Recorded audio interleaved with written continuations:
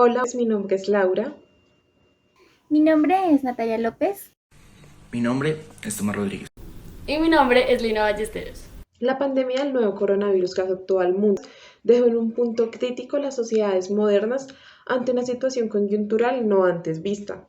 Esta situación cambió radicalmente las posturas políticas, sociales y económicas de los estados de Occidente que necesitaron de un actuar contundente para poder solventar la crisis. Bajo este contexto se agravaron los problemas políticos y democráticos que se estaban viviendo en los diferentes estados americanos y europeos, como las migraciones, las protestas civiles, la protección de derechos humanos, el cambio climático o las economías quebrantadas. Esta coyuntura da cabida a proyectos populistas y autoritaristas que nos proponen un reto analítico en el área de las ciencias sociales para poder comprender por qué Occidente está en riesgo. A continuación se hablará de los estragos económicos generados en el mundo y especialmente en Occidente a raíz de la COVID-19. Así que, en primera instancia, para poder comprender una crisis y los efectos de esta, siempre es necesario entender la situación económica de los diferentes estados a analizar. Los estragos de la pandemia se pueden ver 12 años después del despliegue de los bancos centrales y gobiernos para rescatar al mundo de la crisis financiera que estalló en 2008, en donde la burbuja inmobiliaria y de crédito que venía inflándose en Estados Unidos, junto con la creación de instrumentos financieros de alto riesgo, estalló y salpicó gravemente la economía global, dando inicio a la crisis de las hipotecas subprime, en donde el Producto Interior Bruto, el PIB, se contrajo un 3.9% en las economías avanzadas, según un informe conjunto del Banco Mundial y de la Organización Internacional del Trabajo. Jason Lernan de BBC Mundo nos explica que debido a los efectos de la crisis se empujó a los gobiernos y a los bancos centrales a buscar nuevas estrategias para proteger y estabilizar el sistema financiero. Principalmente la Unión Europea y Estados Unidos recurrieron a medidas como el denominado quantitative easing, otorgando facilidades de crédito y créditos extraordinarios a las instituciones para evitar una crisis de liquidez y posterior una paralización de la economía. Primero se rescató el sistema bancario, luego a las economías más castigadas. Ya por último, se incorporó un plan de compra de deuda pública para aliviar los gobiernos y así incentivar el crecimiento. La situación actual se vio agudizada por la pandemia. Según Jorge Onrubia, en su artículo La crisis económica en tiempos de la COVID-19, la hora de la política fiscal y la gestión pública, denomina la pandemia como un escenario desconocido, ante las medidas de distanciamiento social y restricciones de movilidad inter e intrapaíses que limitan la producción, debido a la imposibilidad de los trabajadores para desplazarse a sus centros de actividad. Dan lugar a una reducción de jornadas, a una caída de la productividad y a una tensión de los canales de distribución, causando un súbito shock de oferta y demanda ante la limitación del acceso al consumo generado tanto por la caída de rentas como por la imposibilidad fiscal del acceso físico a los mercados de servicios. De igual manera, explica bien Kopsu, la capacidad de adaptación del mercado a los nuevos escenarios es bastante rápida, como es el caso a la que se ven sometidas las empresas a pesar de la gran incertidumbre. La rápida extensión del teletrabajo, de la formación online, del comercio electrónico, entre otros, que provocan efectos transitorios y permanentes sobre el empleo, la inversión, el consumo y sobre las preferencias individuales y colectivas. Por otro lado, el aislamiento causa un empeoramiento del comportamiento económico en el corto, mediano y posiblemente largo plazo, entre la curva de evolución de la infección y la curva de crecimiento y recesión económica, pues hay que asumir que muchas empresas quebraron o perdieron capacidad productiva, lo mismo que muchas familias experimentaron caídas muy significativas en sus ingresos y reducciones rápidas de sus patrimonios. Según el último informe de vigilancia de la OMC, la moderación en materia de política comercial de las economías del G20 evitaron una aceleración perniciosa de las medidas proteccionistas, lo que hubiera causado un mayor perjuicio a nivel mundial. No obstante, la directora general de la OMC, Ngozi Okonjo, advirtió que los obstáculos en el comercio persisten y que están menoscabando los esfuerzos desplegados a nivel mundial para aumentar y diversificar la producción de vacunas. La crisis financiera tiene un impacto salto social innegable y la estabilidad de Occidente sin duda ha cambiado a partir de la caída económica. La poca capacidad de reacción del sistema neoliberal es evidente, pero esto solo es el principio del peligro al que están expuestos los estados. Con un panorama tan desolador, las democracias modernas son más débiles, y es allí cuando los tiranos pueden llegar a tener más poder y a cambiar los valores democráticos con los que ha comulgado Occidente en los últimos siglos. Es por esta razón que es necesario analizar el sistema político y el comportamiento de los líderes tanto a nivel de política doméstica como de política exterior. La crisis de Occidente también tiene su componente político. Este se ha reflejado en múltiples estados. Uno de los más preocupantes y que nos funcionará como método de análisis es Hungría. El sistema político húngaro es bastante similar a la mayoría de los países que conforman la Unión Europea. Está organizado en forma de república unitaria, con un régimen parlamentario en donde hay un jefe de gobierno, denominado primer ministro. Actualmente ese cargo lo ocupa Viktor Orbán, que ejerce el poder ejecutivo y que es elegido por conseguir las mayorías en el Parlamento, siendo su actual periodo el tercero de manera consecutiva. Por otro lado, un jefe de Estado, llamado James Orden, considerado presidente cuyos principales cometidos son representativos. Hungría cuenta con la división en tres ramas del poder, en las que existe una división entre el Ejecutivo, el Parlamento y el orden judicial. Este último está representado especialmente por el Tribunal Supremo de Justicia. Territorialmente está dividido en 19 condados, la capital Budapest y 23 ciudades cuya autoridad es equivalente a la de los condados. Todos estos entes territoriales tienen cierto nivel de autonomía y manejan por sí mismos ciertos sectores normativos y económicos. Hungría es uno de los 27 miembros que conforman la Unión Europea, razón por la cual algunos de sus cometidos económicos y políticos le pertenecen a la Autoridad Central Europea. Es por tal razón que también tiene presencia en el Parlamento Europeo, cuyos representantes son elegidos por elección popular. Hungría es uno de los únicos países que no se ha declarado en estado de excepción. Además, han logrado solventar la pandemia. No obstante, en noviembre del 2020 se declaró en estado de peligro hasta septiembre del 2021.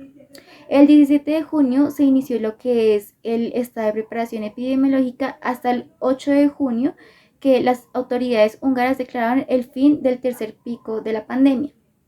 No obstante, en noviembre del presente año se declaró el cuarto pico de la pandemia, a pesar de los 5,5 más del 50% de la población en número de vacunados. Es por esto que el gobierno decidió implementar 23,9 millones de vacunas, como lo son AstraZeneca, Moderna, Pfizer y la china Sinopharm. Frente a la crisis de la pandemia tratada en la actualidad, el gobierno de Viktor Orbán ha sido sumamente criticado por su actuar y su relacionamiento frente al sistema político durante los 2 últimos años. Desde el comienzo de la pandemia en abril, sin aún haberse declarado en estado de emergencia, el Parlamento aprobó una ley sin precedentes en la Unión Europea, la que le concedía al primer ministro poderes excepcionales sin límite ni control para hacer frente a la crisis. Algo que ponía sin lugar a duda en riesgo los valores democráticos de Hungría. Uno de los casos más sonados es cuando por medio de esta misma ley se decretó que se castigaría con 5 años de cárcel a quienes difundieran noticias falsas y alarmistas acerca del COVID-19. Ley que, aparte de ir en contra de la evidencia científica, cohíbe el valor de la libertad de expresión, además de decretar leyes que no tienen relación alguna con la pandemia y que por este exceso de poderes ha logrado ser aprobada sin ninguna traba. Tal es el caso de la ley anti-LGTBIQ+, un proyecto aprobado por el Poder Legislativo que impide hablar sobre homosexualidad y diversidad sexual a los menores de edad en el país y que es considerada por muchos un retroceso para los derechos fundamentales de los ciudadanos húngaros. Asimismo, durante la pandemia, Orbán fue reacio a aceptar el flujo de inmigrantes que le pedía la Unión Europea llegando en un punto a calificarlos como bombas biológicas o también llegó a relacionarlos con el terrorismo. Con esta extensión de poderes sin límites, en el país se han decretado normas que rayan el autoritario y que han provocado el rechazo de la comunidad política nacional e internacional. En el propio país, el manejo de la pandemia le ha dado mayor fuerza a la oposición, que después de 11 años se ve con posibilidades reales de ganar. Bajo la figura de Peter Markizai, se prevé que en las elecciones de 2022 haya un cambio de gobierno, después de que la controvertida gestión de Orbán. Asimismo, diversos sectores húngaros, defensores de derechos humanos, han criticado al gobierno actual, hasta tal punto que el tema trascendió a la comunidad internacional, y diversos estados de la Unión Europea han señalado a Hungría como un país donde cada vez los derechos fundamentales y el Estado de Derecho están en riesgo. Diferentes jefes de Estado europeos condenaron los actos homófobos cometidos por el gobierno húngaro, señalando en el Parlamento Europeo y pidiendo la retractación de Orbán por sus declaraciones negacionistas acerca de la pandemia. Con este panorama en el sistema político húngaro es evidente el riesgo de la democracia, y es evidente que este peligro se centra y se compone principalmente en la figura política de su líder, Viktor Orbán, por lo que ahora es necesario analizar su perfil desde el componente más práctico y comparativo al más teórico, para así poder entender con mayor facilidad por qué un perfil como el suyo es nocivo para Occidente. Víctor Orbán centra la tesis principal de su mandato en la defensa de las fronteras y la nación. Su discurso se caracteriza por ser identitario, además de siempre apelar a los sentimientos nacionalistas de quienes lo escuchan. Su oratoria va centrada en la etnia húngara y en el miedo que se tiene hacia los inmigrantes en el posible apoderamiento del territorio por parte de ellos.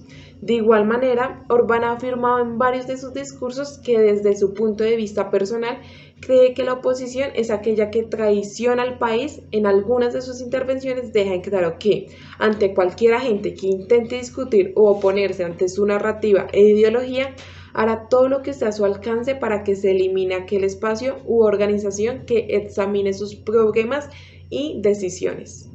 Con aspectos positivos en cuanto al manejo de la COVID-19 y sus efectos en el territorio, realmente no se encuentran decisiones ni opiniones que beneficien al mandatario, pues con cada una de sus acciones demostraba que en su lista de prioridades no se encontraban ni su población ni el destacar por un buen manejo de la crisis por parte de su gobierno. Un gran ejemplo de ello es la nación que ocurrió en la democracia húngara, luego de que el Parlamento aceptara que el primer ministro gobernara con poderes extraordinarios, sin límite temporal y sin control alguno ante él. Como un aspecto clave resaltar, durante todo su gobierno se puede encontrar una buena imagen del líder que refleja a sus ciudadanos. El sentir de la soberanía, nacionalismo y bienestar nacional permiten resaltar que Orbán es un gobernante seguro. Además de esto, apela al sentir premoderno de los habitantes, lo cual permite que el tradicionalismo y las antiguas costumbres sean partícipes de su oratoria. Como un gobierno totalmente opuesto en asuntos políticos, económicos y culturales se encuentra el de la canciller Angela Merkel, quien con sus discursos y decisiones tomadas antes, durante y después de la pandemia demostró liderazgo, empoderamiento y razonamiento en pro de los ciudadanos. En cuestiones de aspectos positivos, se encuentra que Merkel logró controlar la crisis en su territorio y con su rigor científico pues demostró que la crisis no se trataba solamente de salvarse, sino de liderazgo y decisiones certeras. Un dato que a ciencia cierta es muy importante resaltar en este punto es que Merkel en sus 16 años de cargo enfrentó diversas crisis, como lo fueron el colapso del sistema financiero mundial en 2008, las amenazas de disolución de la Unión Europea, la gran ola migratoria hacia Europa en 2015 y por último la pandemia de la COVID-19. Esto realmente reforzó su carácter. Sin embargo, cabe recalcar que antes de que la pandemia llegara a afectar el territorio alemán, Angela Merkel ya se consideraba como una mandataria que había cumplido su ciclo. Para algunos ya era hora de dejar que otro llegara a gobernar. Pero la crisis sanitaria llegó a beneficiar a la gobernante, pues le regresó su popularidad tanto en Alemania como en los exteriores. Merkel es considerada una líder moderna. Sin embargo, en diversas ocasiones ha demostrado que no tiene ningún inconveniente en mezclar su modernismo con el ser premoderno, pues se caracteriza por no permanecer anclada a una sola ideología, pensamiento, opinión o programa tradicional. Siempre está dispuesta a aceptar el cambio cuando éste claramente esté demandado por la mayoría de la población. En sus discursos demuestra que la tranquilidad, serenidad y tiempo de procesamiento para tomar una decisión son algunos de sus pilares favoritos. Además de ello, la confianza, seguridad y tenacidad al evaluar la situación, leer sobre ella, plantear posibles soluciones y desarrollarlas más prometedoras, hacen de sí misma una mujer y una líder aceptable para los ciudadanos. Por lo anteriormente expuesto y las diferencias evidenciadas en el liderazgo de ambos mandatarios, tanto Orbán como Merkel, podemos darnos la tarea de analizar desde la perspectiva más teórica posible el actuar de Orbán y el cómo su discurso es muestra de su quehacer como líder. De esta manera, explicaremos a fondo su práctica discursiva a través de la teoría de rol de Holstein. Por ello, haremos contexto desde su llegada al poder desde 1998 hasta el 2002 y nuevamente en 2010 hasta hoy en día. Luego, daremos una definición de lo que es la teoría de rol, las características y roles que se adecúan al National Role Conception. La teoría de rol ha sido un mecanismo de análisis discursivo en el que se puede aclarar las características en la toma de decisiones de los líderes políticos. Teniendo en cuenta los asuntos de política exterior, se abarcan todos los comportamientos adecuados a un determinado estado. Holstein ha adaptado el concepto de rol al campo de la política exterior. Explica que existen varios tipos de roles en la misma. Entre estos encontramos el National Role Conception, el cual hace referencia al comportamiento general de la política exterior de los gobiernos con el objetivo de explicar los papeles que los líderes políticos desempeñan en el sistema internacional. Con lo anterior se llevará a cabo el análisis a partir de 3 distintos materiales: cumbres de la Unión Europea, entrevistas y discursos nacionales.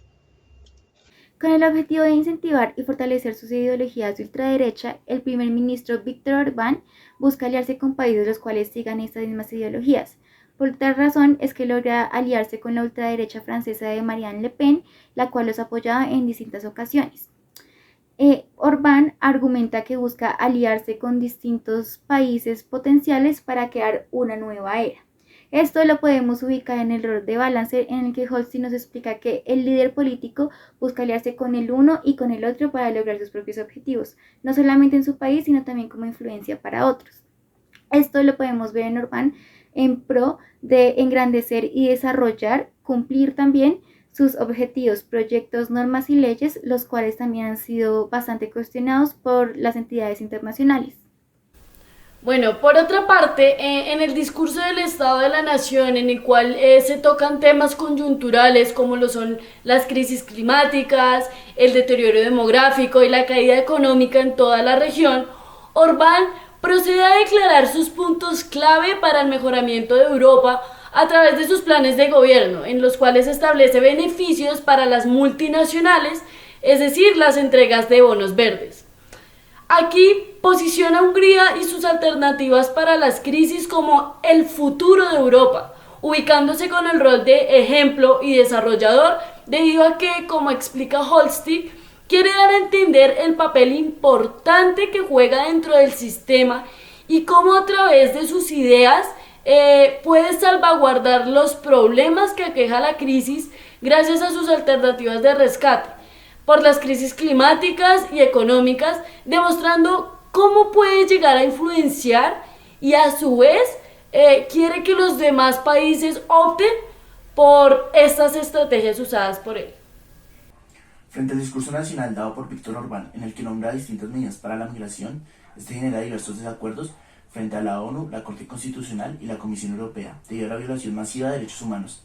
La ley consiste en castigar 1 año de cárcel a todas las personas que ayuden a inmigrantes, refugiados y solicitantes de asilo. No obstante, Orbán y su partido Fidesz se han resistido frente a los llamados y críticas internacionales, con el objetivo de inhibir el proyecto de ley húngaro. Su resistencia frente a las entidades internacionales hace que tome el rol de agente imperialista. Viktor Orbán, tras la ley antimigrante, demuestra que su lucha contra los poderes del sistema internacional, ya que su principal objetivo es el desarrollo de su país, con los problemas que le aqueja la pandemia.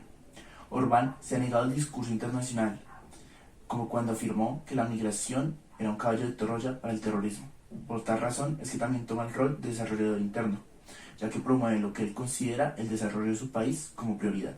El caso de Hungría y de Orbán es solo uno más de los estados de Occidente que han caído en una dinámica de situaciones antidemocráticas dentro de su sistema político. Las crisis de antes y las de ahora, en donde la situación económica y política son sumamente inestables, sirven como un contexto ideal para que surjan líderes populistas que ponen en riesgo el valor real de los derechos fundamentales de las sociedades occidentales. Como analistas políticos y sociales, nuestra labor es encontrar causas y consecuencias de su paso y manejo por el poder, para así determinar el valor democrático de sus discursos y de esta manera saber por qué concretamente Occidente está en riesgo.